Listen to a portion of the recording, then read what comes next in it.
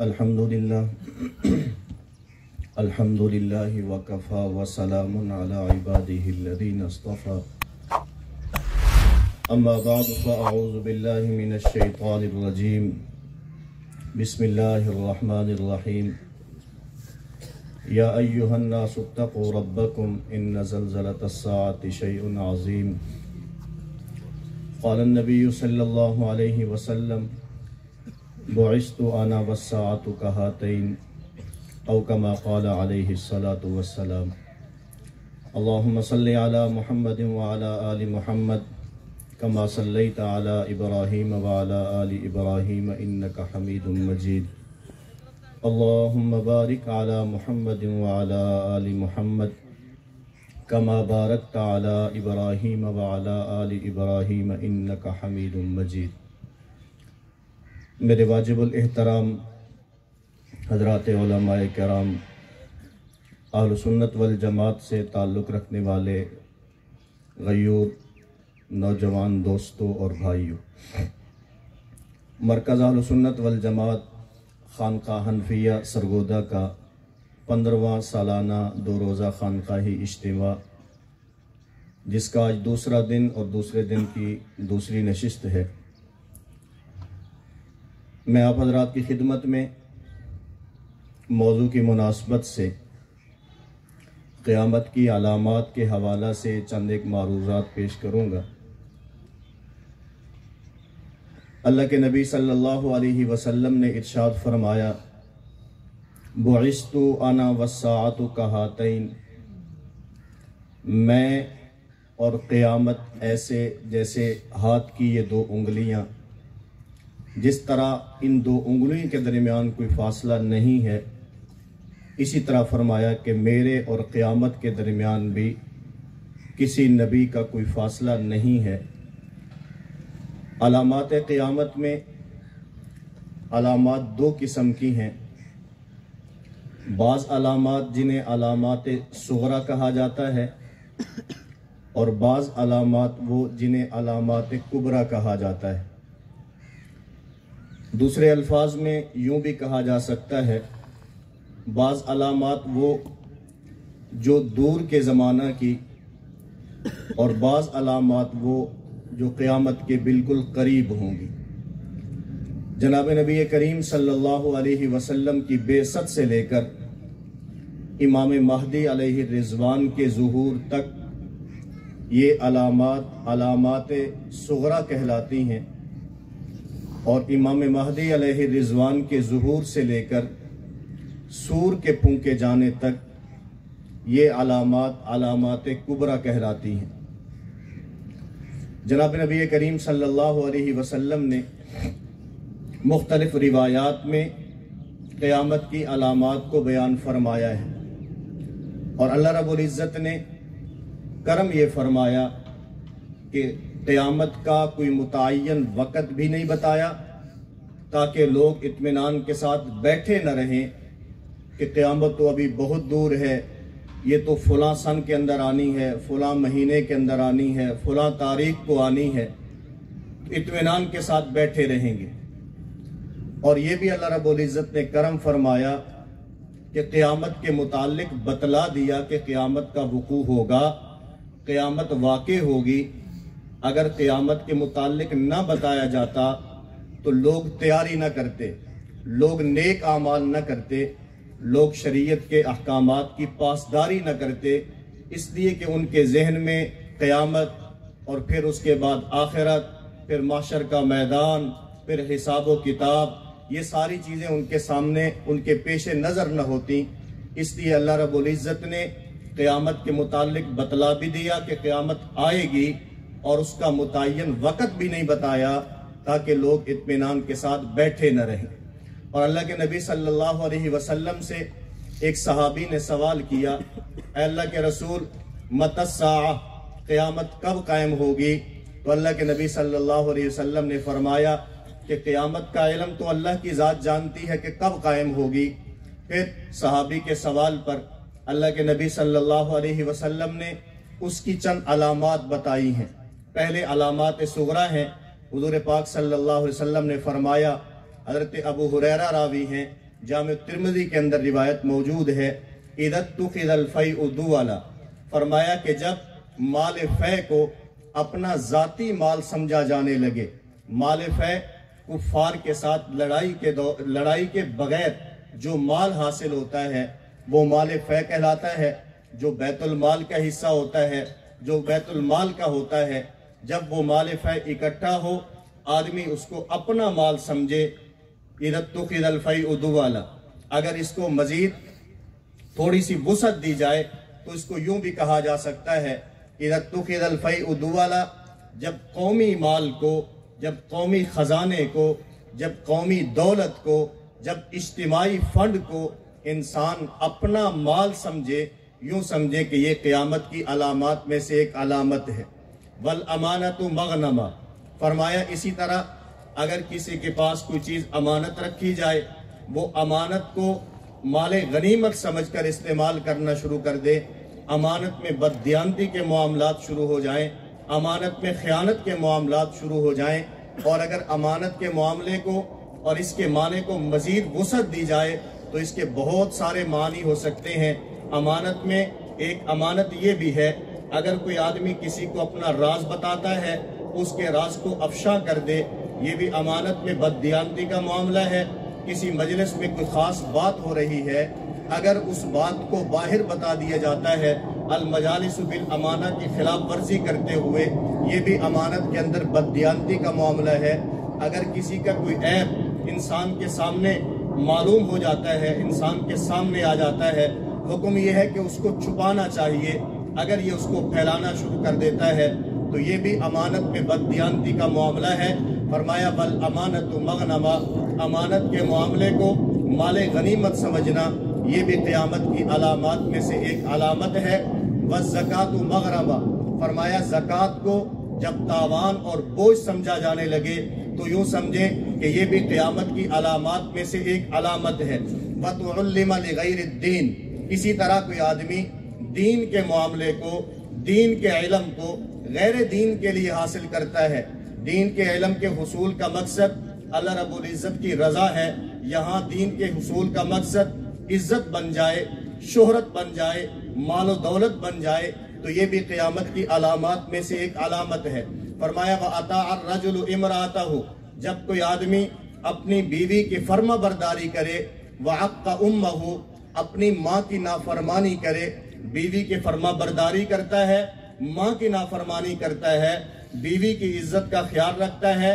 बीवी की वजह से माँ की तौहीन और इहानत का मुर्तकिब होता है, ये भी क़यामत की अलामात में से एक अलामत है। इसी तरह व अदना सदीक़हु, दोस्त को अपने करीब करता है, और अपना बाप जो है वह अक्सा अबाहु, अपने बाप को अपने आप से दूर करना शुरू कर दे। दोस्त की बात को अहमियत देना और बाप की जो बात है उसको पसे पुश डालना, फरमाया ये भी क़यामत की अलामात में से एक अलामत है। वज़ाहरतिल अस्वातु फिल मसाजिद, इसी तरह जब मसाजिद में आवाज़ें बुलंद होने लगे, ये भी क़यामत की अलामात में से एक अलामत है। वसादल क़बीलता फ़ासिक़ुहुम, फरमाया कि कबीले का सरबरा जब फासिक और फाजिर बदकार आदमी हो जाए, ये भी क़यामत की अलामात में से एक अलामत है। वकान ज़ईमुल क़ौमी अरज़लहुम, इसी तरह कौम का बड़ा एक कमीना और बदकार आदमी हो,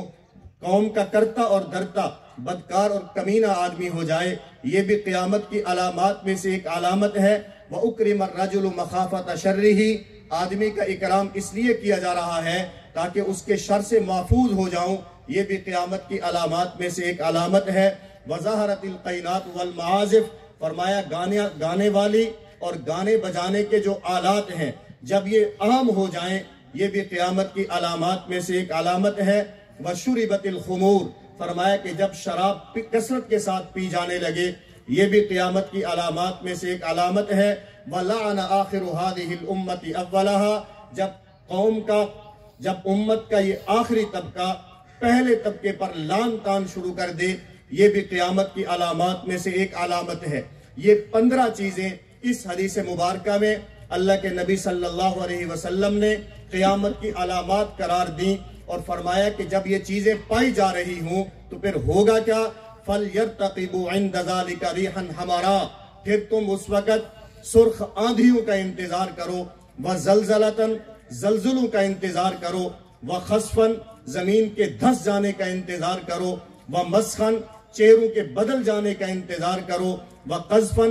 آسمان سے پتھروں کی بارش کا انتظار کرو، وآیات تتابعوا اور اسی طرح پے در پے اللہ رب العزت کی طرف سے اس طرح کی مصیبتیں، بلائیں اور پریشانیاں آئیں گی، کَنِظَامٍ بَالٍ قُطِعَ سِلْكُهُ فَتَتَابَا، جیسا کہ ایک ہار اگر اس کا دھاگا ٹوٹ جاتا ہے تو اس کے موتی جس طرح پے در پے زمین پر گرتے ہیں، جب یہ 15 بدعمالیاں میری اس امت میں پائی جائیں تو اس وقت مصیبتیں اور بلائیں بھی یوں پے در پے ان کے اوپر نازل ہوں۔ یہ وہ علامات ہیں جو علامات صغرا کہلاتی ہیں۔ آج ہم دیکھیں ہمارے اس معاشرے میں ان علامات میں سے کون سی ایسی علامت ہے جو موجود نہیں ہے؟ آج کے ہمارے اس معاشرے میں کون سی ان علامات میں سے علامت ہے جو نہیں پائی جا رہی؟ اور اللہ کے نبی صلی اللہ علیہ وسلم نے اس کو صرف پیشین گوئی کے طور پر نہیں فرمایا کہ جب یہ چیزیں پائی جائیں تو سمجھو قیامت قریب ہے، صرف بتانے کا یہ مقصد نہیں تھا، بلکہ اس کے ساتھ مقصد یہ تھا کہ تم نے ان بدعمالیوں سے بچنا ہے، ان بدعمالیوں سے بچنے کی ترغیب دی جا رہی ہے تاکہ ان بدعمالیوں سے بچ کر ہم قیامت کے آنے کا ذریعہ اور سبب نہ بن جائیں۔ اور اس کے ساتھ ساتھ علامات کبریٰ میں فرمایا کہ جب یہ چیزیں پائی جا رہی ہوں گی، علامات کبریٰ میں سب سے پہلی علامت 10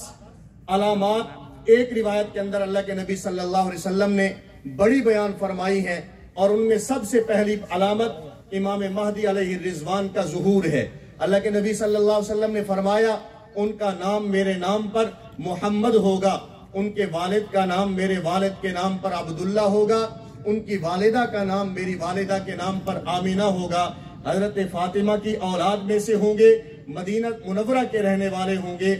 بیت اللہ کے طواف کے دوران شام اور عراق کے علماء اور ابدال ان کو پہچانیں گے، ان کے ہاتھ پر بیعت کریں گے، پہلے ان کی حکومت عرب کے اوپر ہوگی اور پھر پھیلتے پھیلتے پوری دنیا کے اندر چلی جائے گی۔ ان کی بادشاہت اور سلطنت کے دوران انصاف کا بول بالا ہوگا، انصاف کا دورہ ہوگا، اور شریعت محمدیہ کے مطابق وہ احکامات کی ترویج کریں گے، ان کو نافذ کریں گے۔ اور انہی کے زمانہ میں اللہ کے نبی صلی اللہ علیہ وسلم نے فرمایا جو قیامت کی دوسری بڑی علامت ہے، امام مہدی کے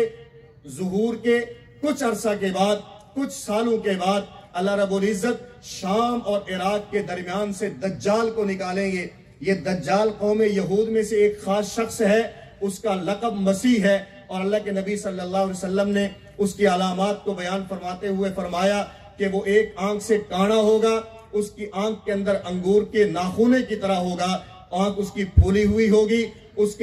کے پیشانی کے اوپر کاف فا اور را کافر لکھا ہوا ہوگا، اور یہ سب سے پہلے نبوت کا دعویٰ کرے گا، اور پھر یہ اصفہان آئے گا، یہاں 70,000 یہودی اس کے ساتھ ہو جائیں گے، اور اس کے ساتھ مل کر یہ مسلمانوں کے خلاف نکلیں گے، مسلمانوں کے خلاف لڑائی کرنے کے لیے، جنگ کرنے کے لیے، اور یہ اس کے بعد خدائی کا دعویٰ کرے گا، اور اللہ رب العزت لوگوں کے امتحان کے لیے اس کے ہاتھ کے اوپر کچھ کرشمے اور کچھ شعبدے بازی جو ہے اس کو ظاہر فرمائیں گے۔ جعلی طور پر یہ جعلی جنت بھی ساتھ رکھے گا، جعلی جہنم بھی اس کے ساتھ ہوگی، اور اسی طرح بارش برسانے والا بادل اس کے ساتھ ساتھ ہوگا، لوگوں کو اپنی طرف بلائے گا، اگر لوگ اس کی بات کو مان لیں گے یہ جعلی جنت میں داخل کرے گا، اگر نہیں مانیں گے جعلی جہنم میں داخل کرے گا۔ اور اللہ کے نبی صلی اللہ علیہ وسلم نے فرمایا جس کو یہ جعلی جنت میں داخل کرے گا حقیقتاً وہ جہنم میں داخل ہوگا، اور جس کو یہ جعلی جہنم میں داخل کرے گا حقیقتاً وہ جنت کے اندر داخل ہو رہا ہوگا۔ یوں اللہ رب العزت لوگوں کا امتحان لیں گے، یہ مکہ مکرمہ کا رخ کرے گا، لیکن مکہ کے راستوں پر فرشتوں کی ڈیوٹی ہوگی، یہ مکہ میں داخل نہیں ہو سکے گا، پھر وہاں سے نکلے گا اور مدینہ کا رخ کرے گا، مدینہ کے راستوں پر بھی فرشتوں کی ڈیوٹی ہوگی، جس کی وجہ سے یہ مدینہ میں داخل نہیں ہو سکے گا۔ یوں 40 دن کے اندر یہ پوری دنیا کا چکر لگائے گا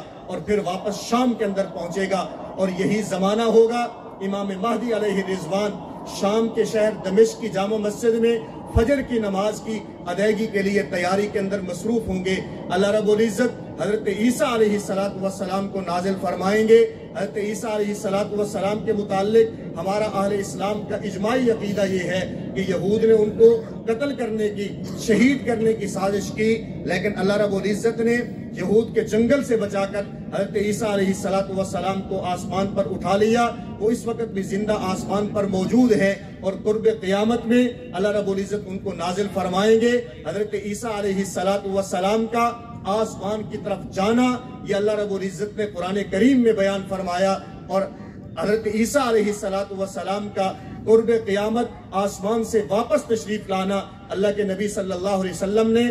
اس کو اپنے حدیث مبارکہ کے اندر بیان فرمایا۔ ہم اہل سنت والجماعت رب کا قرآن بھی مانتے ہیں، اس لیے حضرت عیسیٰ کا آسمان پر جانا مانتے ہیں۔ ہم اہل سنت والجماعت اللہ کے نبی کے فرامین بھی مانتے ہیں، اس لیے حضرت عیسیٰ علیہ السلام کا قرب قیامت آسمان سے واپس آنا بھی مانتے ہیں۔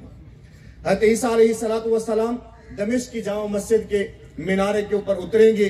اور امام مہدی نماز کے لیے بالکل تیار ہوں گے۔ حضرت عیسیٰ علیہ السلام کو دیکھ کر پہچانیں گے، پیچھے ہونے لگیں گے، لیکن حضرت عیسیٰ علیہ السلام کے حکم پر امام مہدی علیہ الرضوان نماز کی امامت کرائیں گے۔ پھر اس کے بعد حضرت عیسیٰ علیہ السلام کی معیت میں باہر نکلیں گے اور یہود کے خلاف جہاد ہوگا، یہود کے خلاف لڑائی ہوگی۔ حضرت عیسیٰ علیہ السلام دجال کو قتل کریں گے، مقام لد اور باب لد کے اوپر اس دجال کو قتل کر دیا جائے گا۔ دجال ختم ہوگا، اس کے بعد جو اس کا لشکر ہے اس یہود کے لشکر کو تہس نہس اور ختم کر دیا جائے گا۔ حضرت عیسیٰ علیہ السلام کے اسی زمانہ میں انصاف کا بول بالا ہوگا، شریعت محمدیہ کے مطابق نظام جو ہے اس کو چلایا جائے گا، اور پھر اللہ رب العزت فرمائیں گے اے عیسیٰ اپنے ماننے والوں کو کوہ طور کے اوپر لے جاؤ۔ حضرت عیسیٰ علیہ السلام اپنے لشکر کو لے کر کوہ طور پر چلے جائیں گے، اور باقی لوگ اپنے گھروں کے اندر جو ہے وہ بند ہو جائیں گے، معصور ہو جائیں گے۔ اللہ رب العزت اسی زمانہ میں یاجوج اور ماجوج کو نکالیں گے۔ یہ یافس بن نوح کی اولاد ہیں علیہ السلام، ان کی اولاد ہیں، اور یہ اس وقت ایک پہاڑی کے پیچھے سکندر بادشاہ ذوالقرنین نے ان کو بند کیا تھا۔ قرآن کریم کی سورہ کہف کے اندر ان کا تذکرہ موجود ہے کہ اللہ رب العزت نے اس یاجوج ماجوج کو سکندر بادشاہ کے ذریعے، ذوالقرنین کے ذریعے سے پہاڑوں کے پیچھے بند کر دیا، اور پھر قرب قیامت میں وہ دیوار ٹوٹے گی اور یہ یاجوج ماجوج باہر نکلیں گے اور یہ ہر چیز کو ختم کر دیں گے، تباہ و برباد کر دیں گے، ہریالی ختم ہو جائے گی، پانی سارا کا سارا پی جائیں گے۔ اور اسی زمانہ میں حضرت عیسیٰ علیہ السلام اللہ رب العزت سے دعا فرمائیں گے کہ یا اللہ اس قوم سے، اس یاجوج ماجوج سے ہمیں نجات عطا فرمائیے۔ اللہ رب العزت اس کے اندر طاعون کی بیماری کو پیدا فرمائیں گے، جس کی وجہ سے یہ سارے کے سارے مر جائیں گے، اور اللہ رب العزت بڑی گردن والے پرندوں کو بھیجیں گے، کچھ آ کر ان کو کھائیں گے اور باقیوں کو اٹھا کر سمندر برد کر دیں گے۔ اس کے بعد آسمان سے بارش ہوگی، اور اتنی زیادہ بارش ہوگی کہ زمین کے اوپر سے ان کے سارے اثرات کو ختم کر دیا جائے گا، زمین بالکل صاف ہو جائے گی۔ صاف و شفاف ہونے کے بعد کچھ عرصہ گزرے گا کہ اسی زمانہ میں اللہ کے نبی صلی اللہ علیہ وسلم نے فرمایا کہ قیامت کی علامات میں ایک اور علامت ظاہر ہوگی کہ سورج بجائے مشرق کے نکلنے سے سورج مغرب کی طرف سے نکلے گا، اور یہ وہ وقت ہوگا کہ اس کے بعد کسی کا ایمان لانا وہ فائدے مند نہیں ہوگا، وہ اس کو نفع نہیں دے گا۔ توبہ کا دروازہ جو ہے اس کو بند کر دیا جائے گا، اور کچھ عرصہ کے بعد اللہ رب العزت مکہ مکرمہ کوہ صفا سے ایک جانور کو پیدا فرمائیں گے، جس طرح اللہ رب العزت نے حضرت صالح علیہ السلام کی قوم کے لیے ایک پہاڑی سے گابن اونٹنی کو پیدا فرمایا تھا۔ اسی طرح عجیب الخلقت ایک جانور جو ہے اللہ رب العزت اس کو کوہ صفا سے پیدا فرمائیں گے، کوہ صفا پھٹے گا، وہ جانور باہر آئے گا۔ قرآن کریم کے اندر بھی اللہ رب العزت نے اس کا تذکرہ فرمایا وَإِذَا وَقَعَ الْقَوْلُ عَلَيْهِمْ أَخْرَجْنَا لَهُمْ دَابَّةً مِّنَ الْأَرْضِ تُكَلِّمُهُمْ أَنَّ النَّاسَ كَانُوا بِآيَاتِنَا لَا يُوقِنُونَ۔ وہ لوگوں کے ساتھ باتیں کرے گا اور مسلمانوں کے چہرے کے اوپر نشان لگائے گا، جس کی وجہ سے مسلمانوں کے چہرے مزید روشن ہو جائیں گے، اور اسی طرح جو کفار کے چہرے ہیں ان کے چہرے کے اوپر مہر لگائے گا، جس کی وجہ سے کفار کے چہرے مزید سیاہ ہو جائیں گے۔ اور قرآن کریم میں جو اللہ رب العزت نے فرمایا وَامْتَازُوا الْيَوْمَ أَيُّهَا الْمُجْرِمُونَ، اس وقت مجرم الگ ہو جائیں گے، دوسرے لوگ الگ ہو جائیں گے۔ کچھ یہاں پر اس کا مشاہدہ ہوگا اور باقی حساب و کتاب کے بعد مجرموں کو اکٹھا کر کے جہنم میں پھینک دیا جائے گا اور مسلمانوں کو اور ماننے والوں کو اکٹھا کر کے جنت کے اندر داخلہ عطا فرما دیا جائے گا۔ تو یہ جانور نکلے گا، اس کے کچھ عرصہ کے بعد ٹھنڈی ہوا چلے گی، اور یہ ٹھنڈی ہوا جب چلے گی تو جتنے مسلمان ہوں گے، جتنے اہل خیر ہوں گے، یہ سب تک پہنچے گی، اور اس ٹھنڈی ہوا کے لگنے کی وجہ سے یہ سارے مسلمان، یہ سارے اہل خیر جو ہے یہ انتقال کر جائیں گے، یہ فوت ہو جائیں گے، یہ مر جائیں گے۔ اور یہاں تک کہ اگر کوئی مسلمان کسی پہاڑی میں چھپا ہوا ہے، اگر کوئی مسلمان کسی غار کے اندر چھپا ہوا ہے، یہ ہوا وہاں تک پہنچے گی اور وہاں تک پہنچ کر اس آدمی کو بھی ختم کر دے گی، اس کو بھی مار دے گی۔ اور اس کے کچھ عرصہ کے بعد اب اہل اسلام ختم ہو گئے، اہل ایمان ختم ہو گئے، اہل خیر ختم ہو گئے۔ اس کے بعد کفار کا غلبہ ہوگا، اور اللہ کے نبی صلی اللہ علیہ وسلم نے فرمایا کہ قیامت اس وقت تک قائم نہیں ہوگی جب تک چھوٹی چھوٹی پنڈلیوں والا ایک حبشی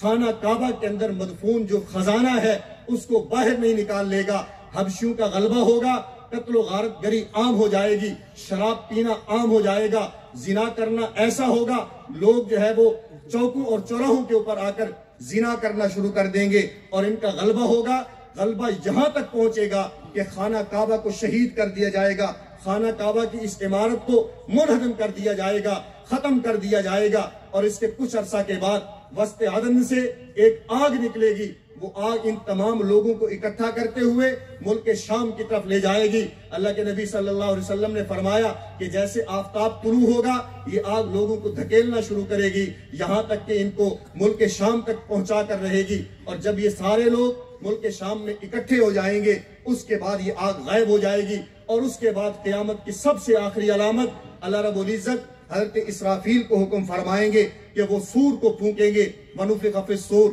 فَصَعِقَ مَن فِي السَّمَاوَاتِ وَمَن فِي الْأَرْضِ إِلَّا مَن شَاءَ اللَّهُ۔ اللہ رب العزت نے قرآن کریم میں اس کو بیان فرمایا، وہ سور کو پھونکیں گے، جس سور کے پھونکنے کی وجہ سے جتنے جاندار زمین کے اوپر موجود ہوں گے یہ سارے کے سارے ختم ہو جائیں گے۔ اور پہلے سور کے پھونکے جانے کے بعد جب یہ سارے لوگ مر جائیں گے،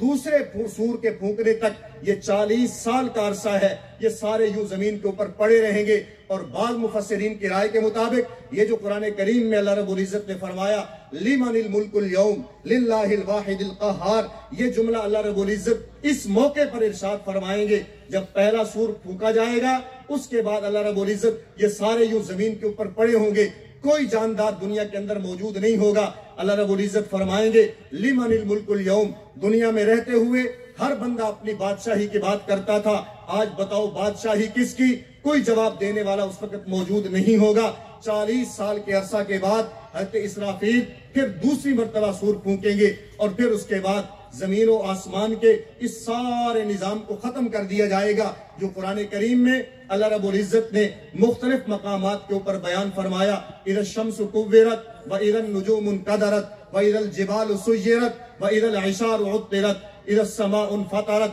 واذا الكواكب انتصرت واذا البحار فجرت واذا القبور بعثرت اذا السماء انشقت واذنت لربها وحقت اذا زلزلت الارض زلزالها اذا زلزلت الارض زلزالها واخرجت الارض اثقالها وقال الانسان ما لها، یہ زمین و آسمان کا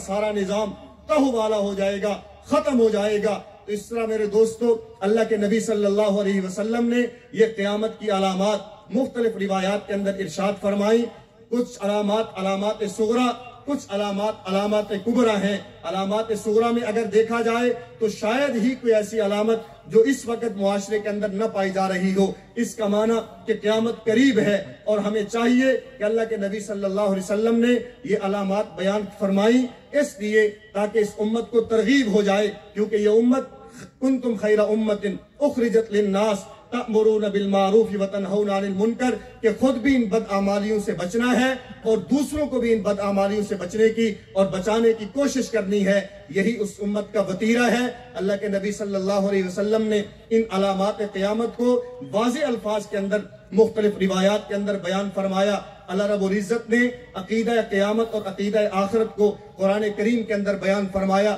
اسلام کے بنیادی طور پر 3 عقائد، عقیدہ توحید، عقیدہ رسالت اور عقیدہ قیامت اور آخرت ہے۔ آپ یہاں پر آئے ہیں، یہاں پر تشریف لائے ہیں، الحمدللہ ثم الحمدللہ۔ مرکز اہل سنت والجماعت خانقاہ حنفیہ حضرت الشیخ متکلم اسلام مولانا محمد الیاس گھمن دامت برکاتہم العالیہ حضرت ارشاد فرماتے ہیں کہ ہمارا مطمع نظر پورا کا پورا دین ہے، اس میں جتنے بھی عقائد ہوں آپ یہاں تشریف لائے۔ عقیدہ توحید کے اوپر بھی بیان ہوا، عقیدہ رسالت کے اوپر بھی بیان ہوا، عقیدہ